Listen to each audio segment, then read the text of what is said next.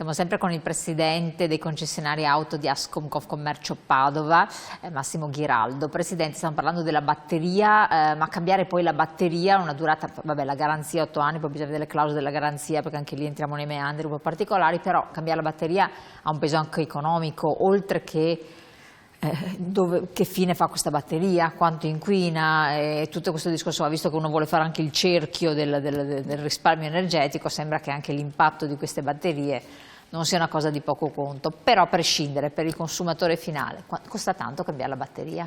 Ma vede, anche qui si stanno diciamo, organizzando altri tipi di vendita, per cui uno magari può usare la vettura, può noleggiarla per 7, 8, 10 anni e dopo la ridà alla casa. Le batterie, cioè tutte le case automobilistiche si sono organizzate per recuperare le batterie, perché oltretutto queste batterie sono ricche di quelle le terre rare o di altri materiali che sono molto ricercati e molto costosi, per cui vengono recuperati. Le Gigafactory hanno anche il recupero delle batterie esauste per rigenerarle, per cui io non ci vedrei più tanto questo problema, che era un problema che avevamo anzi più che un problema era un timore che si aveva qualche anno fa, però diciamo, sono stati fatti degli aggiornamenti, sono state fatte tante cose perché non sia più un problema la batteria. Il problema resta comunque la ricarica, è un dato di fatto, cioè nelle nostre città tutti lamentano la difficoltà di trovare la ricarica,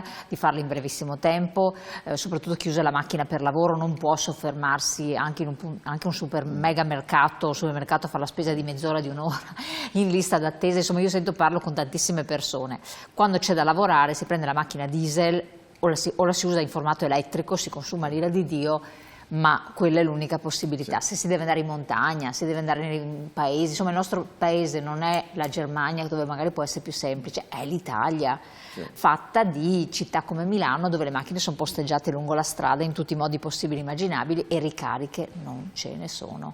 Oltre al fatto che se tutti si ricaricassero il nostro sistema elettrico non reggerebbe. Abbiamo già difficoltà d'estate con l'aria condizionata.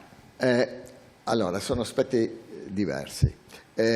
Come dicevo prima, la vettura elettrica è un altro prodotto, è un prodotto che necessita di alcuni accorgimenti. Allora, le case automobilistiche dicono che la percorrenza media di un automobilista a livello europeo è molto inferiore ai 350 km al giorno.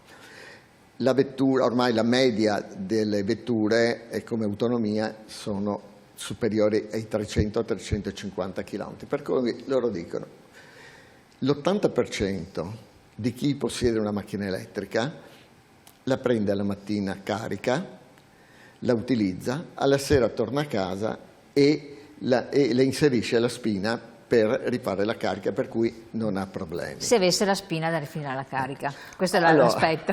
Allora, in effetti nei paesi nordici, dove abbiamo delle vendite di vetture elettriche molto superiori rispetto agli altri paesi, le case, ognuno ha la casa, se non singola, una bifamiliare, per cui riesce a caricare.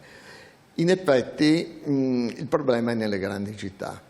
E nelle grandi città purtroppo bisogna attrezzarsi, bisogna fare dei parchi di ricarica, perché il problema è anche nei condomini. Assolutamente sì. Tra l'altro è pericoloso mettere in ricarica nel sotterraneo dei condomini, tra le altre cose, perché sono successi anche dei fatti in ricarica non piacevoli, delle ibride. Allora, anche diciamo il problema penso che lei si riferisca alle vetture che prendono fuoco, però attenzione che le percentuali di vetture elettriche che prendono fuoco non è superiore a quello degli endotermici, perché anche gli endotermici, se c'è un tubicino del carburante che perde, va sul motore caldo e purtroppo crea degli incendi.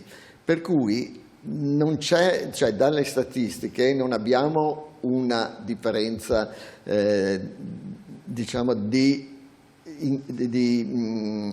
vetture che prendono fuoco, una differenza in cui l'elettrico sia più infiammabile dell'endotermico, anzi l'elettrico percentualmente è meno infiammabile, però può capitare, ma può capitare un po' su tutto il parco circolante, indipendentemente dall'utilizzo dei vari combustibili.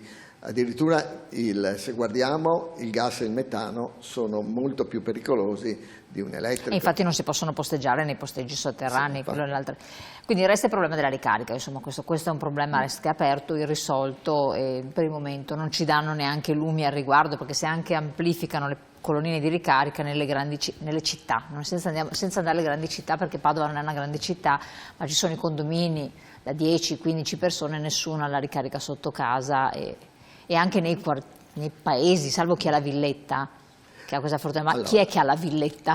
Allora, se noi guardiamo da delle statistiche, perché dopo alla fine i numeri ti dicono alcune cose e bisogna anche analizzarli. Se guardiamo i numeri delle colonnine, noi abbiamo un numero più elevato rispetto alle altre nazioni, non a tutte, ma a molte nazioni. Ecco, per cui non è tanto il numero delle colonnine quello che diciamo serve, è come sono dislocate. Perché, ad esempio, in Padova, se io abito in centro storico, ho difficoltà, se non ho un garage mio, ho difficoltà a caricare la macchina. Per cui ho bisogno delle colonnine, ma come ce l'ho bisogno io, ce l'hanno bisogno anche altri utenti di auto elettriche, per cui bisogna creare a ridosso, diciamo, delle città dei punti di ricarica con più colonnine. Ad esempio in Francia, dove siamo andati per una presentazione, ci hanno fatto vedere una via aveva 15-20 colonnine. Certo, sì, non ne aveva una o due, aveva 15-20 colonnine con la cabina di derivazione all'inizio di questa strada, ecco, però aveva un numero di colonnine sufficienti, e questa ce l'hanno fatto vedere una, però ce ne sono anche delle altre in altre zone, diciamo, certo, della città. Per cui dobbiamo creare questi punti di ricarica dove gli abitanti possono andare, mettere sotto carica la vettura e ritirarla alla mattina successiva. Chiaro, quindi anche dei mezzi di trasporto che riportano a destinazione a casa, perché se sono distanti ma se li facciamo a ridosso,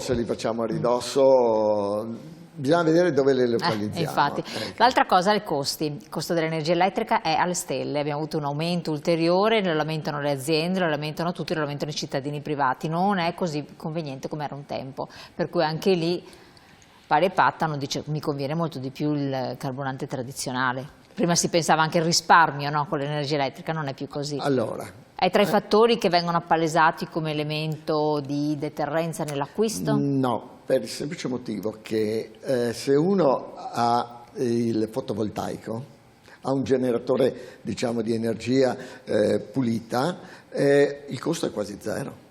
Quindi bisogna avere il fotovoltaico. Ha dei vantaggi rispetto all'endotermico. Noi abbiamo fatto una prova in ditta, abbiamo dato a tutti i venditori una vettura elettrica e molti erano titubanti all'inizio, adesso ce la richiedono la sostituzione con un'altra vettura elettrica, perché hanno capito che arrivano a casa, si caricano la vettura, hanno hanno i pannelli fotovoltaici e la utilizzano a costo zero. Chiaro, quindi bisognerebbe comunque per adesso resta a retaggio di chi ha questo tipo di situazioni, quindi la casa singola, il pannello fotovoltaico, tutta una serie di commodities che non sono accessibili a moltissimi cittadini che vivono, anche perché se riempiamo il tetto di un condominio, di un palazzo qualsiasi di 12 appartamenti, sì, col fotovoltaico sappiamo che non è sufficiente, sia no per far funzionare il circolo d'aria interno, ma non per caricare le auto, e questo ce lo dicono gli esperti del settore edilizia. Allora, ce lo continuano a ripetere, bisognerebbe avere una sterminata piana di fotovoltaico.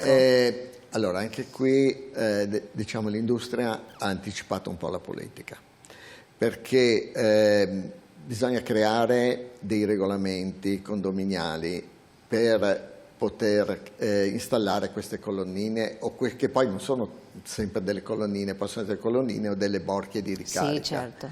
Ecco. Però anche nel caso che uno utilizzi diciamo, l'energia domestica, l'energia domestica è più conveniente della benzina o del diesel. Ecco. Dove c'è un po' di differenza a discapito un po' dell'elettrico sono le colonnine, quelle pubbliche. Infatti quelle so che sono abbastanza quelle cariche. pubbliche, a seconda del fornitore, hanno prezzi diversi e lì abbiamo diciamo dei costi un po' superiori, ma non tanto. Chiaro. Quindi questi potrebbero essere fattori di criticità. Quali sono invece gli autoveicoli che si sono venduti di più? Come elettrico o come... Parliamo insomma di... Allora, quelli che si vendono di più sono quelli tradizionali. Okay, magari con le due soluzioni hybrid, full hybrid e mild hybrid. Quindi tradizionale resta il punto, per fortuna, il punto di forza. Sì, per il momento sì, però ad esempio nel mese di gennaio si è cominciato ad avere degli aumenti di vendite dell'elettrico. Infatti a Padova siamo passati dal 2,4% a circa il 4 e quasi il 5% di vendita dell'elettrico, e anche dell'ibrido la stessa cosa, cioè dell'ibrido quello con la spina, volgarmente chiamato con la spina. Sì, esatto. Il plug-in.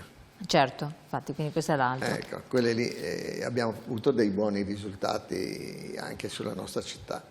Dacia supera tutte. Come marca? Allora, qui torniamo un po' che sono le auto un po' più economiche. All'inizio, il costo.